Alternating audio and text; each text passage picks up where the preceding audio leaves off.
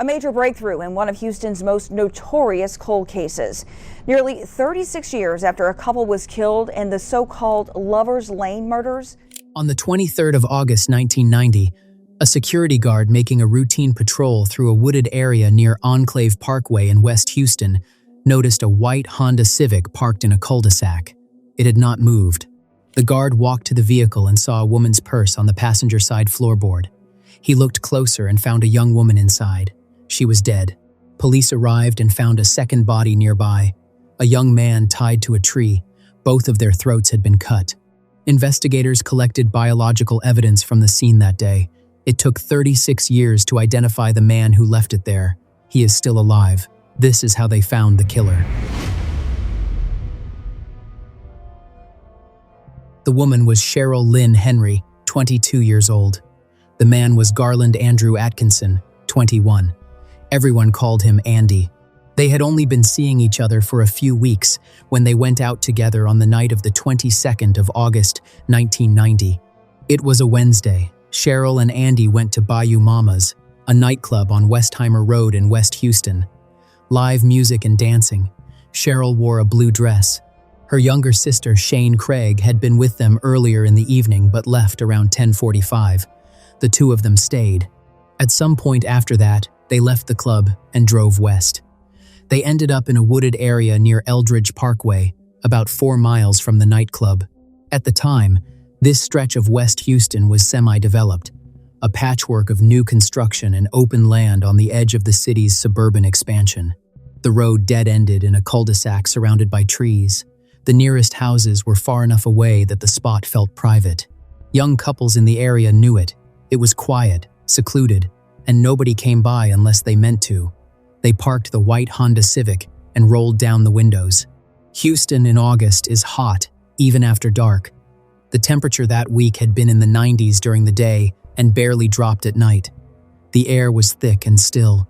Rolling the windows down was the only way to sit in a parked car. Sometime during the night, a man approached the vehicle.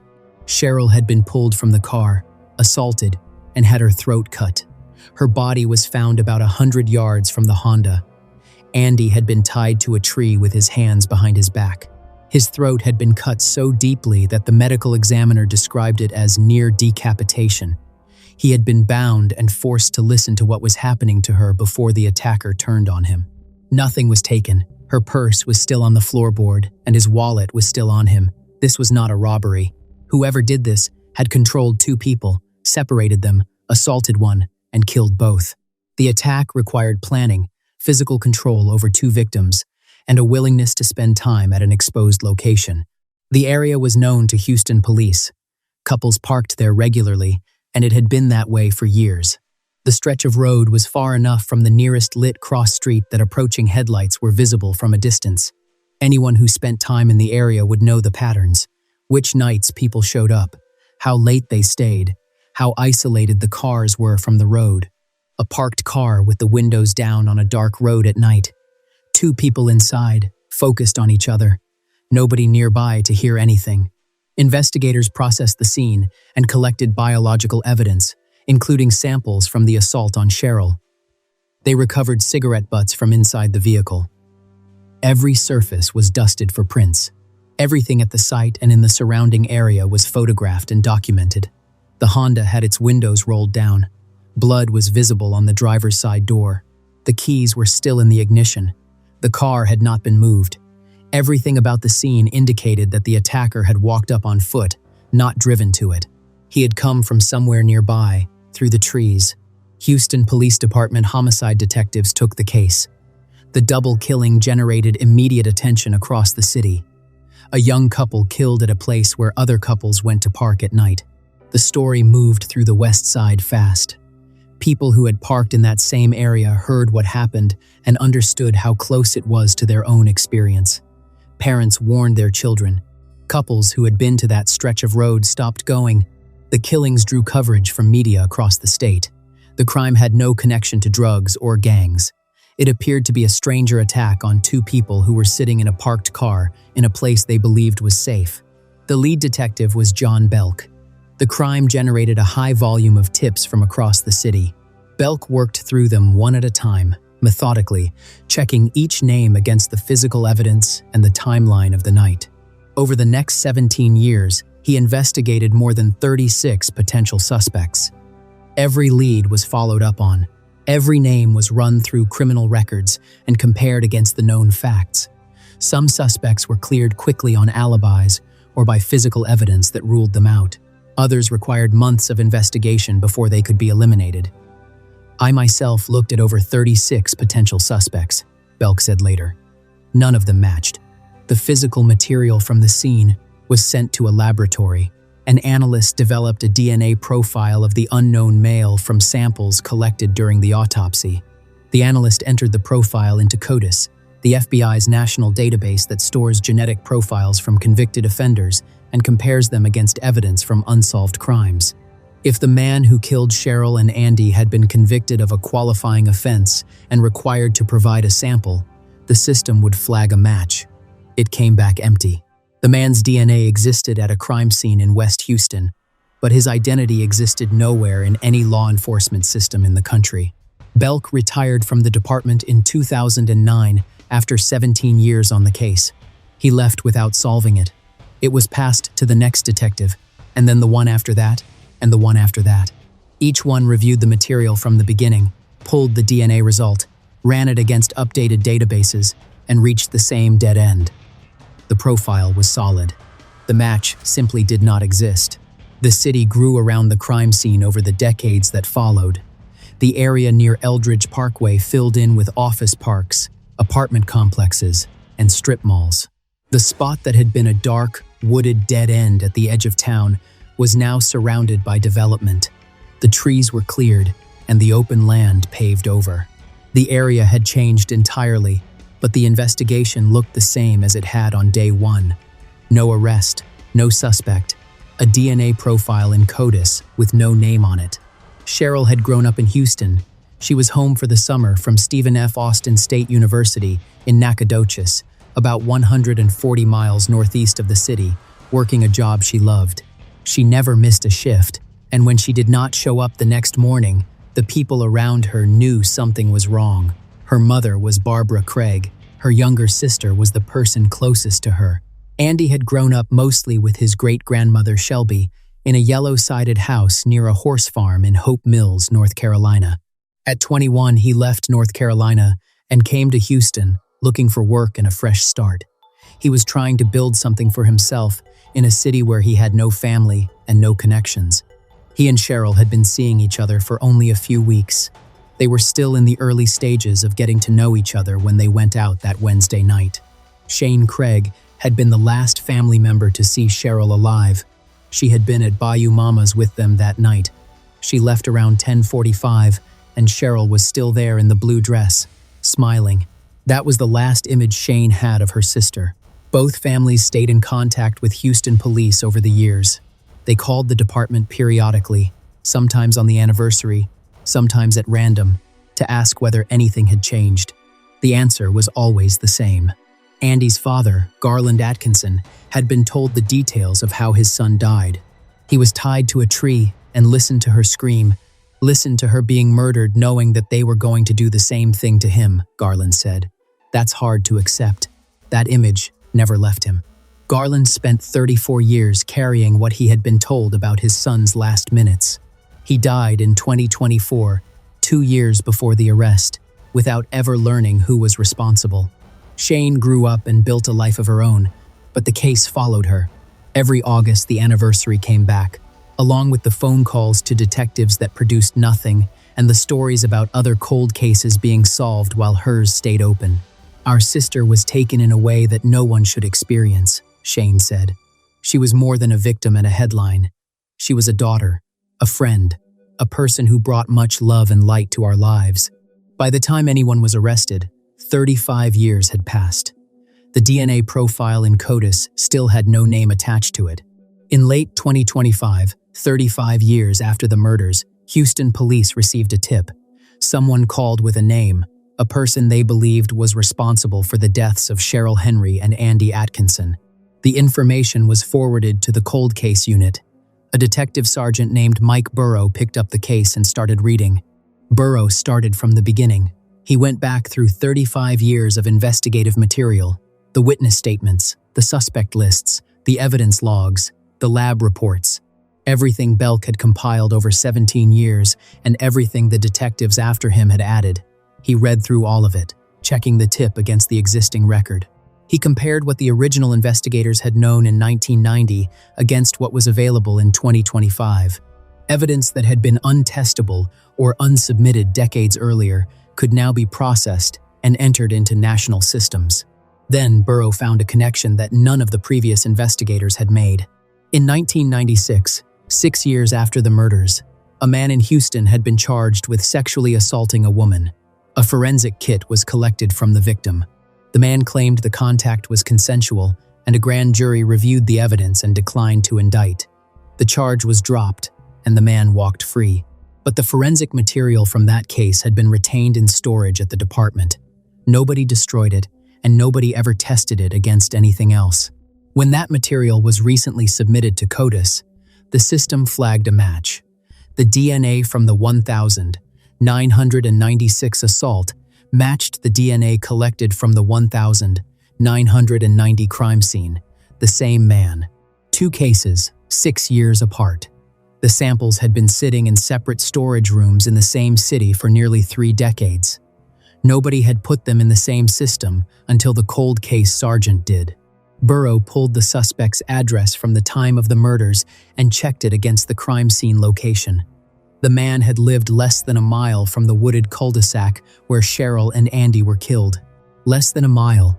He had been right there the entire time, living in the same part of the city, while investigator after investigator worked the case without ever coming across his name. The suspect had a criminal record that stretched across the late 1980s and 1990s. The pattern in it explained how he had approached 2 people in a parked car on a dark road without raising alarm. In May of 1988, 2 years before the murders, he was arrested for impersonating a sergeant with the Department of Defense. He had been driving a vehicle equipped with emergency lights and other law enforcement equipment.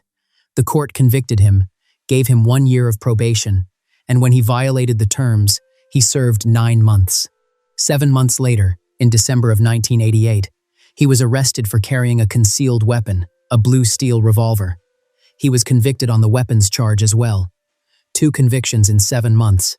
In July of 1990, 5 weeks before Cheryl and Andy were killed, he was arrested on 2 counts of impersonating a police officer. He had told people he was a deputy constable for 2 different precincts.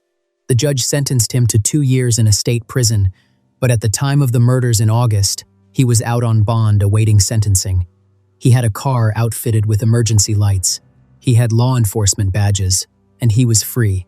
In 1996, after the sexual assault charge was dropped, officers searched his vehicle and his home. Inside, they found badges from multiple agencies, including one for a U.S. Marshal. They found a driver's license bearing his photograph and a different name. They found a light bar, police radios, and other equipment designed to make a vehicle look like an unmarked police car. His record showed the same behavior repeated across years.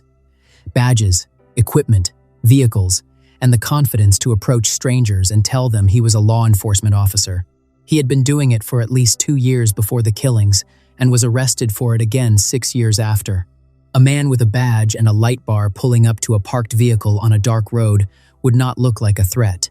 He would look like a police officer doing his job. 2 people in a parked vehicle in an area where couples were known to go would expect to be told to move along. They would cooperate without hesitation. They would have no reason to think they were in danger until it was too late. His name was Floyd William Parrott. Born around 1962, Parrott was 28 years old in August of 1990. He lived in the same neighborhood as the crime scene, within walking distance of the wooded area near Eldridge Parkway, where the killings took place.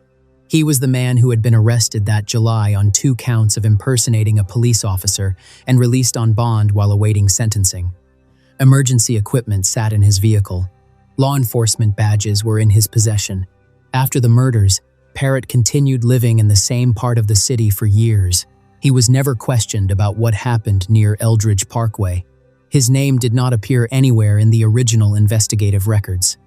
He was not among the 36 suspects the lead detective had investigated over 17 years. Nobody ever looked at him. The 1,996 sexual assault charge was the closest the system came to connecting Parrott to the 1,990 crime scene. Officers who searched his property that year found the badges, the radios, the light bar, and the fake identification. All of it was documented and logged into evidence. None of it led back to what happened at Eldridge Parkway, and the samples from the 1,996 assault were not entered into CODIS.